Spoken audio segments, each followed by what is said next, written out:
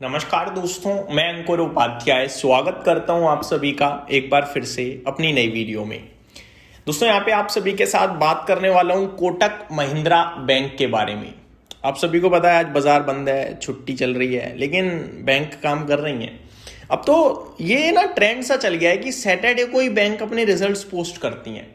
जी हाँ दोस्तों, देखो बैंक तो ओपन रहती है, तो बैंक सोचती है क्यों ना जिस दिन बाजार बंद है उस दिन अपने नंबर पोस्ट करो, इन्वेस्टर्स को और पार्टिसिपेंट्स को थोड़ा कंफ्यूज छोड़ो 2 दिन के लिए टेंशन में।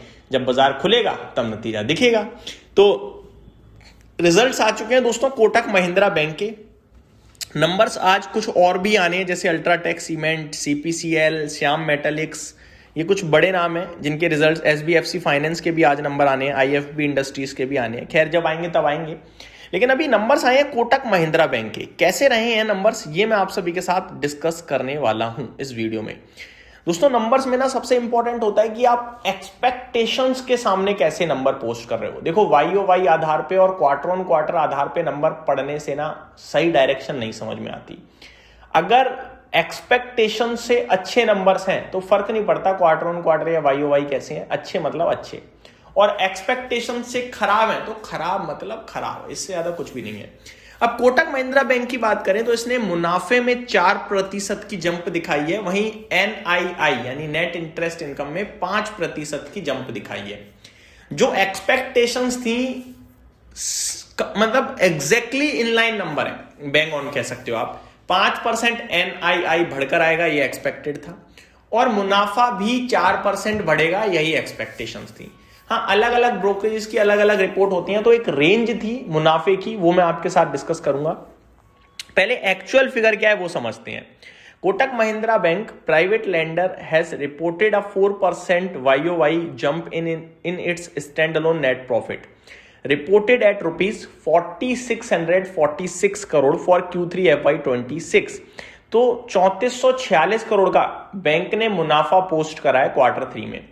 जो एक्सपेक्टेशंस थी वो तो मोटा मोटी 3450 करोड़ के समथिंग ही थी जहां पे आया है नंबर, और एक बड़ी रेंज जो थी वो 3350 करोड़ से लेकर 3480 करोड़ तक की थी। तो उस रेंज के अपर पार्ट पे ही प्रॉफिट का आंकड़ा आया है, तो मैं इसे थम्स अप ही दूंगा।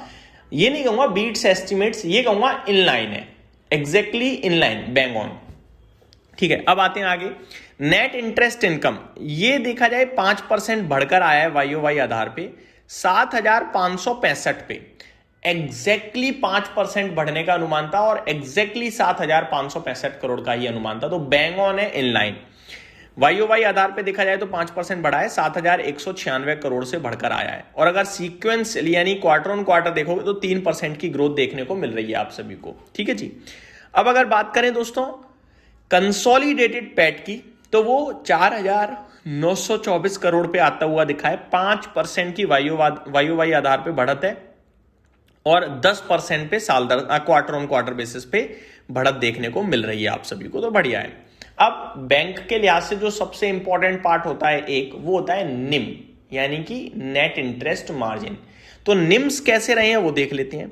यहां पे मेरे को ना उतना मजा आ नहीं रहा है दोस्तों, निम्स थोड़े साल दर साल तो घटे हैं। जैसे कि मैं आपके साथ शेयर करूं, 4.93% से घटकर 4.54% पे आए हैं। ठीक है, तो NIMS quarter on quarter exactly similar है, पहले भी 4.54% पे थे, अभी भी 4.54% है। लेकिन साल दर साल अगर आप निम्स देखोगे तो वो आपके लिए कमजोर हो गए हैं, तो यहां पे मेरे को मजा नहीं आया है। निम्स साल दर साल काफी हैविली घटे हैं। अब अगर मेरे पास निम्स का आंकड़ा होता अनुमान के मुताबिक कैसे हैं, तो मेरे पास ज्यादा अच्छा से मैं समझा पाता कि अच्छा मानूंगा या नहीं मानूंगा, लेकिन वो मेरे पास अभी नहीं है, तो वो मैं डिस्कस नहीं कर पाऊंगा। डी आगे बढ़ते हैं दोस्तों, कुछ और इंपॉर्टेंट चीजों के बारे में डिस्कशन करते हैं। निम्स के आगे बढ़े तो द बैंक्स टोटल AUM यानी एसेट अंडर मैनेजमेंट जो है वो 7,87,950 करोड़ पहुंचा है। 15% की साल दर साल बढ़त दिख रही है। ठीक है, डोमेस्टिक म्यूचुअल फंड AUM 20% बढ़ता हुआ दिखा है 5,86,610 करोड़ पे, तो बढ़िया है। एसेट क्वालिटी के फ्रंट पे देखा जाए तो ग्रॉस NPA 1.3% पे आए हैं, 1.5% से घटकर, तो अच्छी बात है। और नेट NPA में भी सुधार है, 0.41% के सामने 0.31% पे आए हैं, तो बढ़िया दिख रहा है मेरे को, इंटरेस्टिंग है, अच्छी क्वालिटी से। और वैसे ही कोटक बैंक की एसेट क्वालिटी तो हमेशा ही सुपर्ब रही है।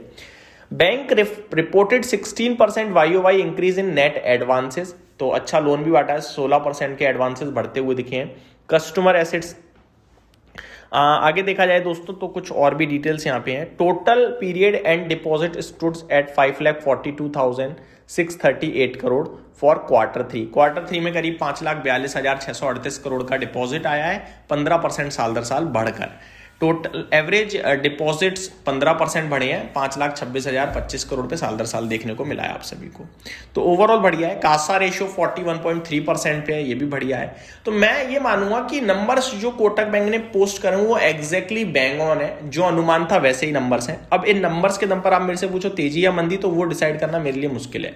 तो मैं ये कहूंगा अगर किसी के पास है उसे होल्ड करना है, किसी पे नहीं है तो आप इसे बाय ऑन डिप की स्ट्रेटजी के रूप में देख सकते हो। अगर ये गिर जाता है तो लेने का मौका है, बढ़ जाता है तो आप हल्का फुल्का प्रॉफिट बुक कर सकते हो। बाकी बेहतरीन बैंक है लॉन्ग टर्म के लिहाज से। ये मेरी तरफ से अपडेट थी, उम्मीद करता हूँ डिटेल्स पसंद आई होंगी। Thank you so much for watching this video. Have a great day guys.